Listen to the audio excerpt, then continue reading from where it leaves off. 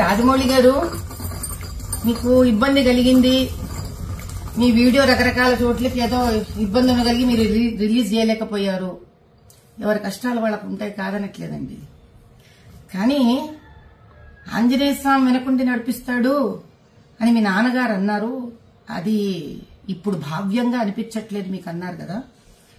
పోనీ బాహుబలి సినిమాలో కోట్లు సంపాదించారు కదండి శివలింగాన్ని ఎత్తిపించి పాపం ప్రభాస్ గారితో. అప్పుడేమన్నా శివుడి మీద ఏమైనా దానకం చదివారా మీరేమన్నా? ఏ శివాలయానికి ఏమన్నా దాన ధర్మాలు చేశారా? ఆ రోజు చేసింది లేదు, ఈ రోజు తిట్టుకోవడం ఎందుకండి ఆంజనేయ స్వామిని చెప్పండి. కుల వృత్తిలో వ్యక్తులు అంటే కుమ్మరివాడు ఆ కుమ్మరి వస్తువులని, కంసాలివాడు తన కంసాలి వస్తువుని, డాక్టర్ తాను సర్జరీలో వాడే సర్జరీ వస్తువులని, వీటిలన్నిటినీ దైవంగా భావిస్తారండి. భగవంతుడు డబ్బు సంపాదనకి వాడుకోండి, కాదనట్లేదు. కనీసం డబ్బు సంపాదనకి ఉపయోగపడ్డాడు భగవంతుడు అని ఆయన పట్ల ఒక గౌరవం ఉంచడం మీలాంటి వాళ్ళకి, మాలాంటి వాళ్ళకి, మనందరికీ సామాజిక స్ఫూర్తిగా ఉండాలి.